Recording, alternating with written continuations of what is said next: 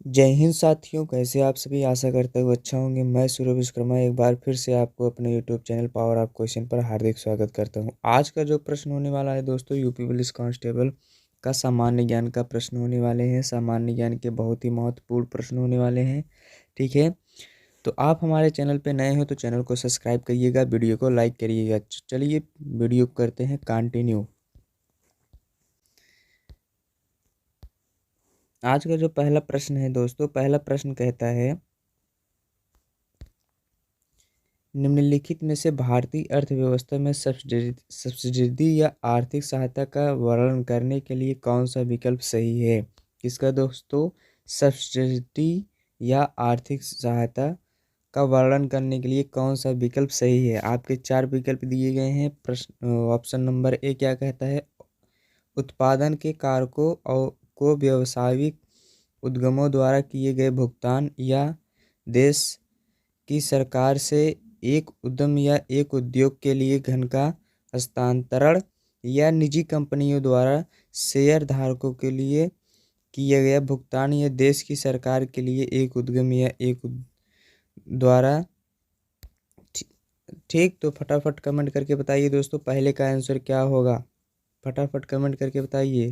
पहले का जो राइट आंसर होगा ऑप्शन नंबर बी होगा दोस्तों। क्या, ऑप्शन नंबर बी, देश की सरकार से एक उद्यम या एक उद्योग के लिए धन का हस्तांतरण। ठीक है, चलिए अब चलते हैं अगले प्रश्न की तरफ। और आपका प्रश्न नंबर 2 क्या कहता है। प्रश्न नंबर 2 कहता है दोस्तों, भारत के संविधान की अनुसूचियों की कुल संख्या कितनी है।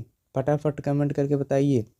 भारत की संविधान की अनुसूचियों की कुल संख्या कितनी है दोस्तों। आपके ऑप्शंस दिए गए हैं, ए 12, बी 13, सी 12 या डी 14। फटाफट कमेंट करके बताइए दोस्तों कितना है। मूल रूप से भारत के संविधान की वर्तमान में जो अनुसूचियां हैं दोस्तों, वो अभी तक 12 हैं। कितना, 12। ठीक है, कितना है दोस्तों, 12 है। ठीक, भारत के संविधान में वर्तमान समय में जो आपकी अनुसूचियां हैं, कितना है दोस्तों, 12 है। ठीक, चलें अगले प्रश्न की तरफ। और आपका प्रश्न नंबर 3 क्या कहता है। प्रश्न नंबर 3 कहता है दोस्तों, प्रश्न नंबर 3 कहता है, प्यारे विद्यार्थीगण देखिए, जीएसटी के लिए संविधान संशोधन के परिणाम स्वरूप संविधान में निम्नलिखित में से कौन सा अनुच्छेद डाला गया है। बहुत ही इम्पोर्टेंट प्रश्न है ऑल स्टूडेंट के लिए। बहुत ही महत्वपूर्ण प्रश्न है। अनुच्छेद 246 ए, या अनुच्छेद 146 बी, या अनुच्छेद 122 सी, या अनुच्छेद 101 बी। फटाफट कमेंट करके बताइए विद्यार्थीगण, जीएसटी के लिए संविधान संशोधन के परिणाम स्वरूप संविधान में निम्नलिखित में से कौन सा अनुच्छेद डाला गया। फटाफट कमेंट करके बताइए आप लोग। इसका जो राइट आंसर होगा ऑप्शन नंबर ए होगा। क्या, ऑप्शन नंबर ए। ठीक है, अनुच्छेद 246 ए। ठीक, अनुच्छेद 246 ए जो है दोस्तों, आपके संविधान में संविधान संशोधन में अनुच्छेद यही डाला गया था। ठीक है, चलें अगले प्रश्न की तरफ।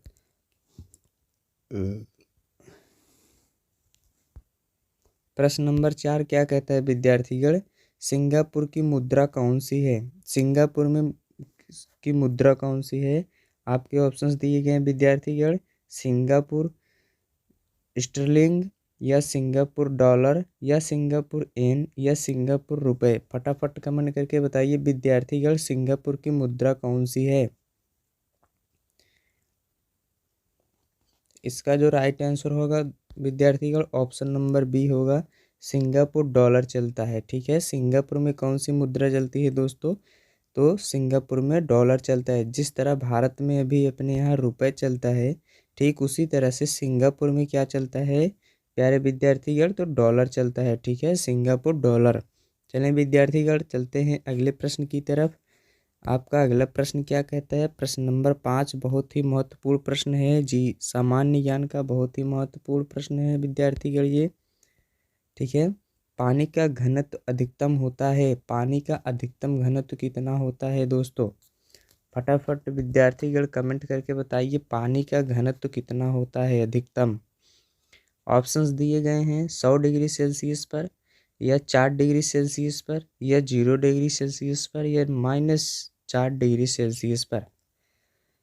फटाफट कमेंट करके बताइए विद्यार्थीगण, पानी का घनत्व कितना होता है। पानी का जो घनत्व होता है विद्यार्थीगण, वो 0 डिग्री सेल्सियस से अधिकतम जो घनत्व होता है विद्यार्थीगण 4 डिग्री सेल्सियस होता है। ठीक है, कितना? 4 डिग्री सेल्सियस अधिकतम घात होता है, इसलिए ऑप्शन नंबर आपका बी राइट आंसर होगा। ठीक, कितना? 4 डिग्री सेल्सियस अधिकतम घनत्व होता है। ठीक है, इसके बाद जब इसकी घनत्व को बढ़ने लगता है, ठीक, तब इसका घनत्व और आयतन दोनों क्या हो जाते हैं? बढ़ने लगते हैं। ठीक है, चलें विद्यार्थीगण अगले प्रश्न की तरफ। और आपका अगला प्रश्न क्या कहता है? प्रश्न नंबर 6 क्या कहता है विद्यार्थीगण? 28 डिग्री और 23 मिनट ई जिसे भारत का मानक मेरेडियन के रूप में चुना गया है, उत्तर प्रदेश के किस जिले में होकर गुजरता है? फटाफट कमेंट करके बताइए विद्यार्थीगण। भारत के जो आपके मानक मेरेडियन के रूप में चुना गया है, उत्तर प्रदेश के किस जिले से होकर गुजरता है? ऑप्शंस दिए गए हैं विद्यार्थीगण, नागपुर, आजमगढ़, प्रयागराज या हरिहरपुर। फटाफट कमेंट करके बताइए। ऑप्शन सी आप कह रहे हैं। ऑप्शन सी आपका राइट आंसर होगा विद्यार्थीगण, प्रयागराज। उत्तर प्रदेश के किस जिले से होकर गुजरता है विद्यार्थीगण? तो आपका प्रयागराज से होकर गुजरता है। ठीक है, प्रयागराज। ऑप्शन में आपको इलाहाबाद भी दे सकता है। ठीक है, चलिए अब चलते हैं अगले प्रश्न की तरफ। प्रश्न नंबर 7 क्या कहता है? बहुत ही महत्वपूर्ण है, हर एक कम्पिटेटिव एग्जाम में क्लास 8 में ही आप पढ़ चुके हैं। एम्पियर का एसआई मात्रक बताइए विद्यार्थीगण। फटाफट कमेंट करके बताइए, एम्पियर का एसआई मात्रक बताइए। क्या होगा विद्यार्थीगण? एम्पियर का एसआई मात्रक प्रकाश की तीव्रता, विद्युत प्रवाह या विद्युत आवेश या चुंबकीय क्षेत्र। फटाफट कमेंट करके बताइए। प्रश्न नंबर 7 का राइट आंसर क्या होगा विद्यार्थीगण?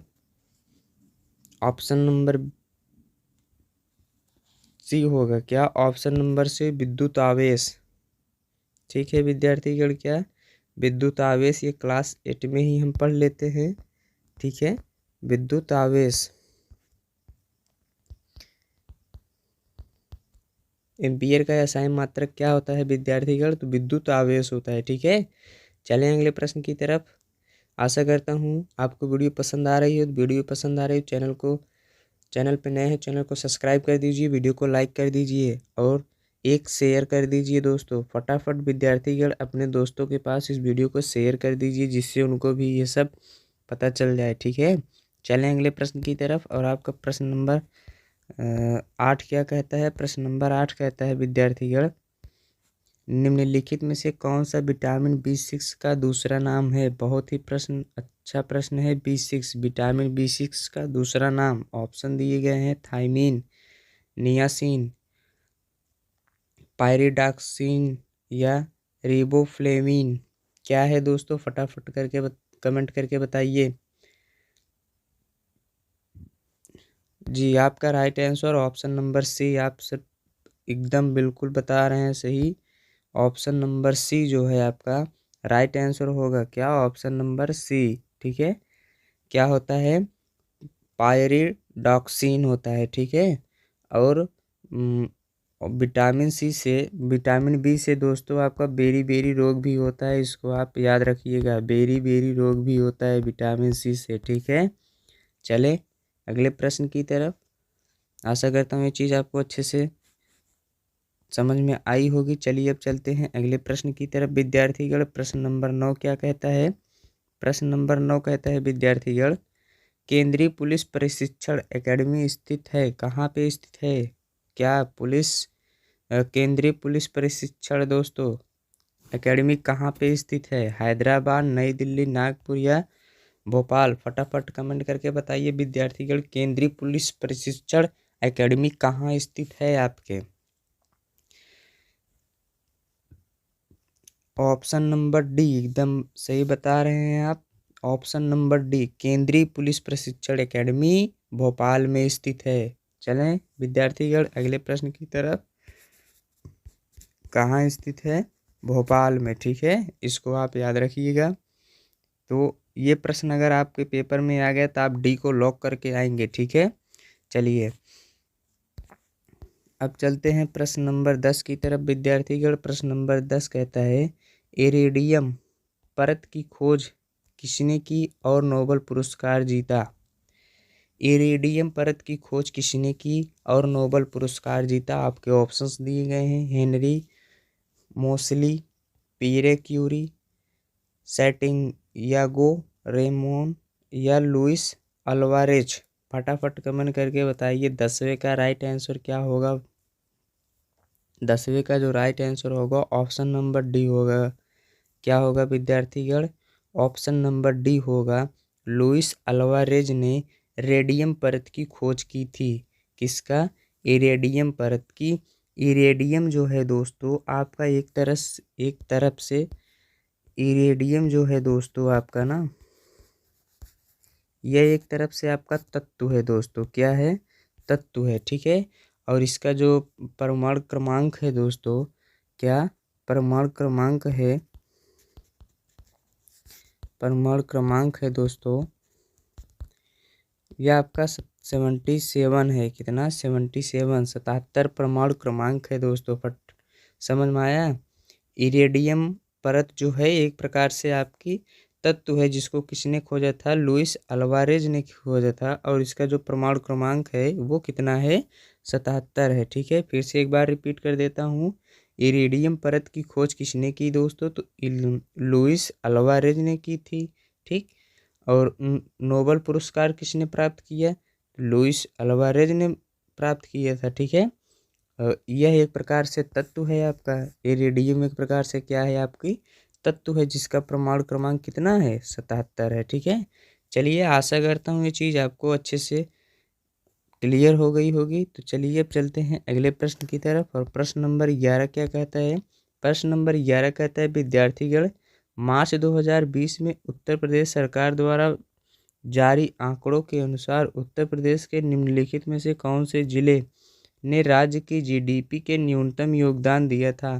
फटाफट कमेंट करके बताइए दोस्त विद्यार्थीगण, राज्य की जीडीपी के न्यूनतम योगदान किस जिले वालों ने दिया था? आपके ऑप्शंस दिए गए हैं चित्रकूट, श्रीबस्ती, महोबा या सोनभद्र। फटाफट कमेंट करके बताइए विद्यार्थीगण मार्च 2020 में उत्तर प्रदेश की किस सरकार द्वारा आंकड़ों के अनुसार उत्तर प्रदेश के निम्नलिखित में से कौन से जिले ने राज्य की जीडीपी की में न्यूनतम योगदान दिया था? किसमें विद्यार्थीगण? जीडीपी में, ठीक है जी। आप एकदम सही बता रहे हैं भाई। आप राइट, आपका option number B right answer होगा। श्रीवस्ती ने। किसने विद्यार्थीगण? श्रीवस्ती ने, ठीक है। श्रीवस्ती ने राज्य की जीडीपी को न्यूनतम योगदान दिया था, ठीक है। श्रीवस्ती ने जीडीपी में न्यूनतम योगदान दिया था। चलें विद्यार्थीगण अगले प्रश्न की तरफ चलता हूँ। प्रश्न नंबर 12 क्या कहता है विद्यार्थीगण? प्रश्न नंबर 12 कहता है उस देश का नाम बताइए। उस देश का नाम बताइए जिसके साथ भारत ने नवंबर 2019 में न्यायिक और अन्य कानूनी क्षेत्रों में सहयोग करने के लिए समझौता ज्ञापन पर हस्ताक्षर किया था। समझौता किया था किस किस देश, किस किस बात से दोस्तों? न्यायिक और अन्य कानूनी क्षेत्र में, ठीक है। अन्य कानूनी क्षेत्र में सहयोग के लिए समझौता किया था या हस्ताक्षर किया था, ठीक। ऑप्शंस दिए गए हैं श्रीलंका, बी बांग्लादेश, सी नेपाल, डी मालदीव। फटाफट कमेंट करके बता दीजिए दोस्तों 12वें का राइट आंसर क्या होगा। 12वें का जो राइट आंसर होने वाला विद्यार्थीगण ऑप्शन नंबर सी डी होगा, मालदीव, ठीक है। क्या? मालदीव, ठीक। मालदीव है, यहाँ पल बना लीजिएगा आप लोग। चलें विद्यार्थीगण अगले प्रश्न की तरफ चलते हैं। प्रश्न नंबर 13 क्या कहता है? प्रश्न नंबर 13 कहता है विद्यार्थीगण निम्नलिखित में से कौन सी पुस्तक अलेक्जेंडर ड्यूमा द्वारा लिखी गई है। किसके द्वारा विद्यार्थीगण? अलेक्जेंडर ड्यूमा द्वारा लिखी गई है। फटाफट कमेंट करके बता दीजिएगा दोस्तों। ऑप्शन दिए गए हैं, ए द थ्री मस्केटियर्स, या B the adventures of Tom Sawyer, या the decline and fall of Roman empire, या option number D the old man and the sea. फटाफट कमेंट करके बताइए विद्यार्थीगण 13वें का राइट आंसर क्या होगा। ऑप्शन नंबर ए आप एकदम बिल्कुल सही बता रहे हैं, दी थ्री मस्केटियर्स। ठीक है सर। अब चलते हैं अगले प्रश्न की तरफ विद्यार्थीगण, और आपका प्रश्न नंबर 14 क्या कहता है? प्रश्न नंबर 14 कहता है विद्यार्थीगण, निम्नलिखित में से कौन सा दिन केंद्रीय रिजर्व पुलिस बल सीआरपीएफ विद्यार्थीगण क्या सीआरपीएफ के स्थापन दिवस के रूप में मनाया जाता है? फटाफट कमेंट करके बताइए। आपके ऑप्शन हैं, ए 14 अप्रैल, बी 14 जुलाई, सी 8 मार्च और डी 27 जुलाई। फटाफट कमेंट करके बताइए विद्यार्थीगण 14 का राइट आंसर क्या होगा। ऑप्शन नंबर डी आप बिल्कुल सही बता रहे हैं, 27 जुलाई को सीआरपी दिवस मनाया जाता है। कब से मनाया जाता है विद्यार्थीगण? ये मनाया जाता है 1939 में पहली बार सीआरपीएफ दिवस मनाया गया था।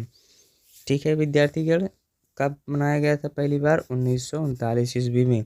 चलें विद्यार्थीगण अगले प्रश्न की तरफ, और आपका अगला प्रश्न क्या कहता है विद्यार्थीगण?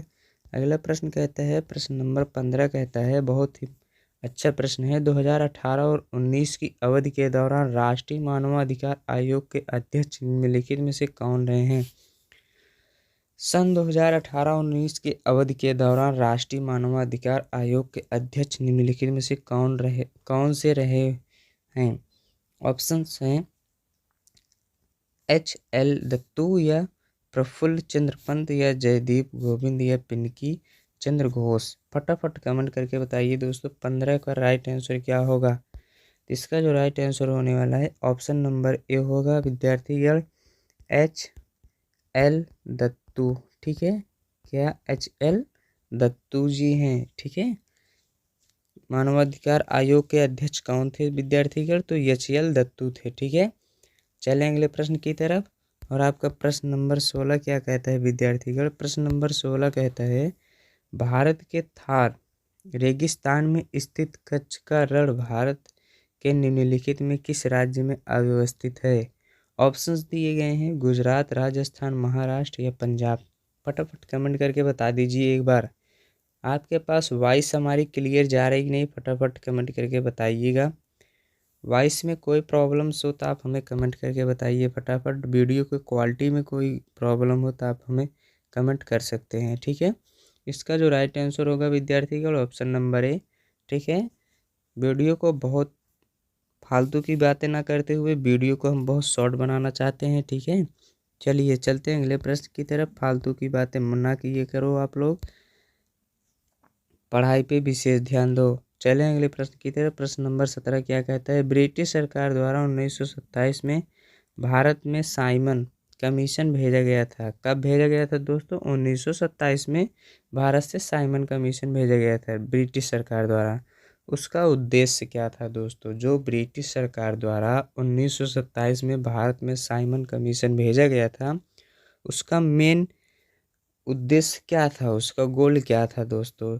तो जो आपके ऑप्शंस दिए गए हैं, ऑप्शन ए कहता है असहयोग आंदोलन पर कार्रवाई करने के लिए। ठीक, या ऑप्शन नंबर बी कहता है हिंदू और मुस्लिम के बीच विवादों को हल करने के लिए। पहले तो हिंदू और मुस्लिम के बीच विवाद भी चल रहे थे। फिर ऑप्शन नंबर सी क्या कहता है भारत सरकार की संरचना में सुधार के सुझाव के लिए। ठीक है, फिर ऑप्शन नंबर डी कहता है असहयोग आंदोलन के प्रभाव का विश्लेषण करने के लिए। फटाफट आप लोग एक बार कमेंट करके बता दीजिएगा 17वें का राइट आंसर क्या होगा दोस्तों। जी बिल्कुल राइट आप बता रहे हैं, ऑप्शन नंबर सी आपका एकदम सही होगा। ब्रिटिश सरकार द्वारा 1927 में जब भारत में साइमन कमीशन भेजा गया था, तो उसका जो मेन उद्देश्य था भारत सरकार की संरचना में सुधारों के सुझाव के लिए भेजा गया था। ठीक है, चलें अगले प्रश्न की तरफ विद्यार्थीगण। प्रश्न नंबर 18 क्या कहता है, निम्नलिखित में से कौन सा प्रथम कंप्यूटर वायरस है। बहुत ही अच्छा प्रश्न है विद्यार्थीगण, कंप्यूटर के भाग से लिया गया है कि निम्नलिखित में से कौन सा कंप्यूटर का वायरस है, प्रथम भाग वायरस है। ऑप्शंस दिए गए हैं, ब्लास्टर, सेंसर, क्रीपर या इनमें से कोई नहीं। फटाफट कमेंट करके बता दीजिएगा विद्यार्थीगण 18वें का राइट आंसर क्या होगा। इसका जो राइट आंसर होगा दोस्तों ऑप्शन नंबर बी क्रीपर होगा। ठीक है, क्रीपर होगा। क्रीपर को पहली बार विद्यार्थीगण कौन बनाया था, तो क्रीपर को पहली बार बनाए थे बॉब थॉमस जी। कौन? बॉब थॉमस जी बनाए थे। बॉब थॉमस जी क्रीपर को पहली बार बनाए थे। ठीक है, और किस सन में बनाए थे, तो 1971 ईस्वी में बनाए थे। कौन बनाए थे? Bob Thomas. क्या बनाए थे? क्रीपर बनाए थे। कंप्यूटर का प्रथम वायरस है। ठीक है, चलें विद्यार्थीगण अगले प्रश्न की तरफ। चलिए, प्रश्न नंबर 19 क्या कहता है विद्यार्थीगण। प्रश्न नंबर 19 कहता है, भारत के निम्नलिखित में से कौन से पूर्व प्रधानमंत्री द्वारा डिस्कवरी ऑफ इंडिया, क्या डिस्कवरी ऑफ इंडिया पुस्तक लिखी गई थी। आपके ऑप्शन दिए गए हैं, राजीव गांधी, लाल बहादुर शास्त्री, इंदिरा गांधी या पंडित जवाहरलाल नेहरू। फटाफट कमेंट करके बता दीजिएगा विद्यार्थीगण प्रश्न नंबर 19 का राइट आंसर क्या होगा।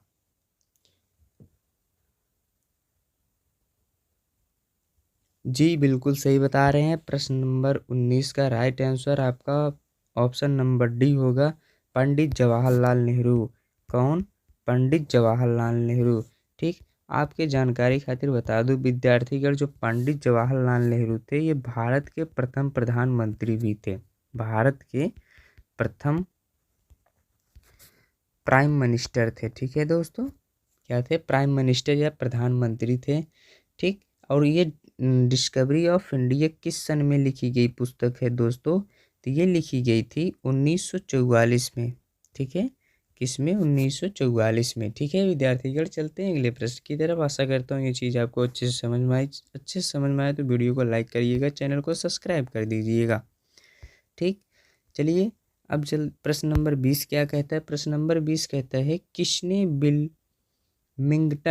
बिल मिंगटन को प्रथम विश्व युद्ध में सेकंड मतलब दूसरे नंबर पे हेरिटेज सिटी के रूप में घोषित किया था। दूसरा हेरिटेज सिटी के रूप में घोषित किया गया था प्रथम विश्व युद्ध में। तो इसका जो राइट आंसर होगा आप फटाफट कमेंट करके बताइए दोस्तों। बराक ओबामा या डोनाल्ड ट्रंप या पुनित या स्टॉप मॉरिसन। जी आप एकदम बिल्कुल सही बता रहे हैं, डोनाल्ड ट्रंप। आपकी जानकारी खातिर बता दूं दोस्तों, डोनाल्ड ट्रंप जो हैं वो अमेरिका के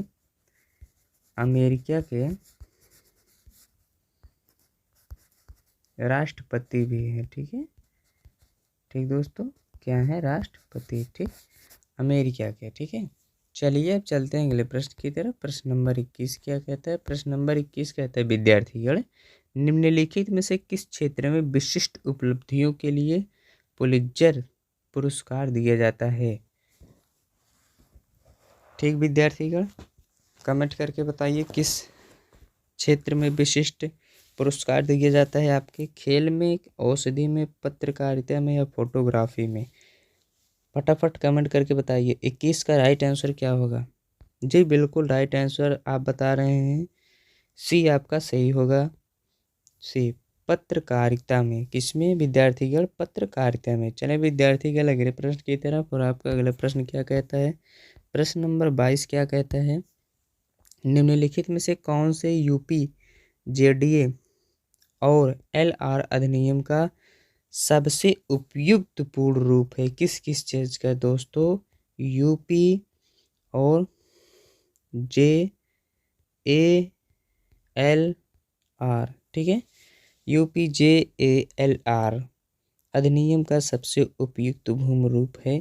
फटाफट कमेंट करके बता दीजिए। आपके ऑप्शंस दिए गए हैं, ए उत्तर प्रदेश जिला प्रशासन, और भूमि सुधार अधिनियम 1950 या उत्तर प्रदेश जिले प्रशासन और भूमि राजस्व अधिनियम 1950 या उत्तर प्रदेश जमींदारी उन्मूलन और भूमि सुधार अधिनियम 1950 या उत्तर प्रदेश जमींदारी उन्मूलन और भूमि राजस्व अधिनियम 1950।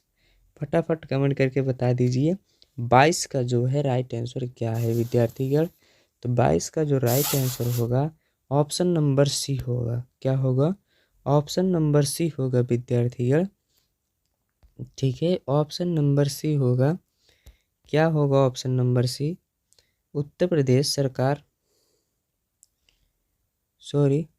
प्रदेश जमींदार उन्मूलन और भूमि सुधार अधिनियम 1950 आपका ऑप्शन नंबर आपका राइट आंसर होगा विद्यार्थीगण। ठीक है, ऑप्शन नंबर बी आपका राइट आंसर होगा। ठीक, चलें विद्यार्थीगण अगले प्रश्न की तरफ। और आपका अगला प्रश्न क्या कहता है? प्रश्न नंबर 23 कहता है उत्तर प्रदेश में जिला मजिस्ट्रेट नियुक्त करने वाला प्राधिकरण निम्नलिखित में से कौन सा है? फटाफट कमेंट करके बताइए विद्यार्थीगण। उत्तर प्रदेश में जिला मजिस्ट्रेट नियुक्त करने वाला प्राधिकरण निम्नलिखित में से कौन से होते हैं दोस्तों? केंद्रीय रिजर्व बल होता है या उत्तर प्रदेश सरकार या संघ लोक सेवा आयोग या उत्तर प्रदेश लोक सेवा आयोग? फटाफट कमेंट करके बताइए विद्यार्थीगण 23 का जो राइट आंसर क्या होगा? तो इसका जो राइट आंसर होगा विद्यार्थीगण ऑप्शन नंबर बी होगा, उत्तर प्रदेश सरकार। भारतीय अनुच्छेद 302 के अनुसार दोस्तों जिला मजिस्ट्रेट को नियुक्त करने का जो प्राधिकरण होता है वो होता है उत्तर प्रदेश सरकार को। किसको होता है विद्यार्थीगण? उत्तर प्रदेश सरकार को। फिर से एक बार सुन लीजिए, भारतीय अनुच्छेद 302 के तहत ठीक जो उत्तर प्रदेश के जिला मजिस्ट्रेट को नियुक्त करने का प्राधिकरण होता है वो होता है उत्तर प्रदेश सरकार को। ठीक है, चलते हैं अगले प्रश्न की तरफ। और प्रश्न नंबर 24 क्या कहता है? प्रश्न नंबर 24 कहता है दोस्तों अंतरिक्ष सुरक्षा विभाग निम्नलिखित में से किस मंत्रालय के अंतर्गत काम करता है? बहुत ही महत्वपूर्ण प्रश्न है विद्यार्थीगण। ठीक, अंतरिक्ष सुरक्षा विभाग निम्नलिखित में से किस मंत्रालय के अंतर्गत काम करता है? ऑप्शंस दिए गए हैं गृह मंत्रालय, रक्षा मंत्रालय, संसदीय कार्य मंत्रालय या गृह मंत्रालय और विदेश मंत्रालय दोनों के। आप 24 का राइट आंसर कमेंट करके बताइए क्या होगा? 24 का राइट आंसर फटाफट बता दीजिए मित्र। इस बार अपने कंधे पर वर्दी तो लेके आइएगा, मेहनत करिए, अच्छे से पढ़िए। ठीक है, ऑप्शन नंबर 24 का जो राइट आंसर होगा ऑप्शन नंबर ए होगा। ठीक, क्वेश्चन नंबर 24 का जो राइट आंसर है ऑप्शन नंबर ए है। ठीक है दोस्तों, क्या है? गृह मंत्रालय होता है। ठीक है, अंतरिक्ष सुरक्षा विभाग जो होता है दोस्तों मंत्रालय के गृह मंत्रालय के अंतर्गत काम करता है। ठीक है, चलिए अब चलते हैं अगले प्रश्न की तरफ। और आपका प्रश्न नंबर 25 क्या कहता है विद्यार्थीगण? राष्ट्रीय मानवाधिकार आयोग के 15वें महासचिव निम्नलिखित में से कौन से हैं? HL दत्तू, प्रफुल्ल चंद्र पंत, जगदीप गोविंद, ज्ञानेश्वर मनोहर मूले।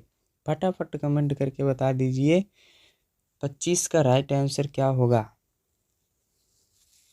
जी आप बिल्कुल सही बता रहे हैं, option number C Jagdeep Govind राष्ट्रीय मानव आयोग के 15वें महासचिव हैं। ठीक है दोस्तों, कौन से किस नंबर पे? 15वें नंबर पे दोस्तों। ठीक है, कौन है? जगदीश गोविंद जी। चलिए चलते हैं अगले प्रश्न की तरफ। प्रश्न नंबर 26 क्या कहता है आपका? प्रश्न नंबर 26 कहता है विद्यार्थीगण निम्नलिखित विकल्पों में से वह एकमात्र देश कौन सा है जिसके साथ भारत का एक प्रचलित प्रिफरेंशियल ट्रेड एग्रीमेंट है? PTA। ठीक, PTA का मतलब क्या हुआ विद्यार्थीगण? Preferential trade agreement. ठीक है, अफगानिस्तान, पाकिस्तान, तुर्की, एशिया। ठीक है, तो आपका जो राइट आंसर होगा आप कमेंट करके बताइए तो विद्यार्थीगण पाकिस्तान से हम तुमको दूर दूर से रिश्ता कोई नहीं, भारत से। तुर्की में है लेकिन इस चीज़ का नहीं है विद्यार्थीगण। एशिया से बहुत दूर दूर से नाता ही नहीं है भारत का। तो जो आपका बचा option number D, option number A, sorry option number A Afghanistan. ठीक, ये आपका राइट आंसर होगा। भारत के साथ जो पीटीए का एग्रीमेंट है, संबंध है, वो किस देश से है? अफगानिस्तान से। चलें अगले प्रश्न की तरफ विद्यार्थीगण।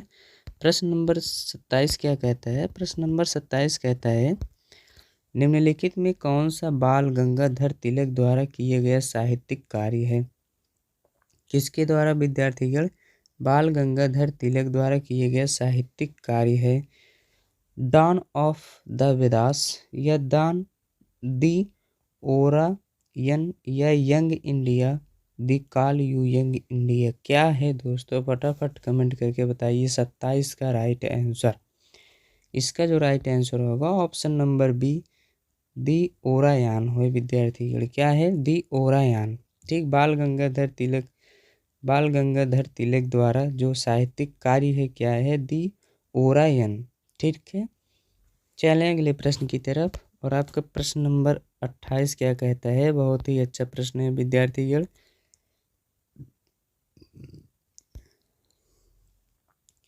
हाइड्रोग्राफी के क्षेत्र में सहयोग के लिए निम्नलिखित में से किस देश के भारत के साथ समझौता ज्ञापन पर हस्ताक्षर किया? बहुत ही मस्त प्रश्न है, एकदम लाजवाब। इस प्रश्न को आप लोग करके आइएगा। श्रीलंका, बांग्लादेश, पाकिस्तान, मालदीव। क्या है विद्यार्थीगण? फटाफट कमेंट करके बताइए। तो इसका जो राइट आंसर होगा ऑप्शन नंबर डी होगा, मालदीव है। ठीक है विद्यार्थीगण, किसके बीच में भारत के साथ समझौता ज्ञापन किस देश के बीच में हुआ था? तो मालदीव के। ठीक, किसके बारे में? हाइड्रोग्राफी के क्षेत्र में सहयोग, हाइड्रोग्राफी के क्षेत्र में सहयोग के लिए निम्नलिखित में से किस देश के साथ भारत ने समझौता किया था? किस देश के साथ? तो आपका मालदीव होगा। ठीक है, किस सन में समझौता हुआ था विद्यार्थीगण? तो ये हुआ था 8 जून 2019 में। ठीक है विद्यार्थीगण, कब हुआ था? 8 जून 2019 में मालदीव और भारत के साथ हाइड्रोग्राफी के क्षेत्र में इस बात से समझौता हुआ था। ठीक है, चलें विद्यार्थीगण अगले प्रश्न की तरफ। और आपका प्रश्न नंबर 29 क्या कहता है? बहुत ही अच्छा प्रश्न है विद्यार्थीगण। योग का वर्णन निम्नलिखित में से किस वेद से किया गया है? बहुत ही अच्छा प्रश्न है विद्यार्थीगण। योग मीन्स क्या होता है? व्यायाम। ठीक, सामवेद, यजुर्वेद, ऋग्वेद, अथर्ववेद। क्या है? फटाफट कमेंट करके आप लोग बताइए 29 का राइट आंसर क्या होगा? जी बिल्कुल बिल्कुल बिल्कुल, आप एकदम सही बता रहे हैं। आपका जो राइट आंसर होगा ऑप्शन नंबर डी होगा, ऋग्वेद होगा विद्यार्थीगण। ऋग्वेद में योग का वर्णन मिलता है। ठीक है, योग करना आपको ऋग्वेद में ही सिखा दिया जाता है विद्यार्थीगण। चलें अगले प्रश्न की तरफ। और आपका प्रश्न नंबर 30 क्या कहता है विद्यार्थीगण? भारत और नेपाल के मध्य विवाद निम्नलिखित में से किस क्षेत्र के बीच में हुआ है? बनवसा, या काला पानी, या जोगबानी, रुपया, डीहा। फटाफट आप लोग कमेंट करके बताइए। और चैनल पे नए हो चैनल को सब्सक्राइब करके जाइएगा। ठीक, तो इसका जो राइट आंसर होगा ऑप्शन नंबर बी होगा विद्यार्थीगण, काला पानी। काला पानी के लिए विवाद है दोस्तों, किस क्षेत्र के? तो जो आप भारत और नेपाल के मध्य काला पानी है, उसी क्षेत्र से भारत और नेपाल के मध्य विवाद चलता है विद्यार्थीगण। ठीक है, चलिए आपको आशा करता हूँ आपको ये पूरी वीडियो समझ में आई। वीडियो पसंद आए चैनल को सब्सक्राइब करिएगा, वीडियो को लाइक करिएगा।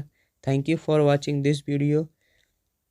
मिलते हैं अगले वीडियो में, तब तक के लिए जय हिंद, जय भारत।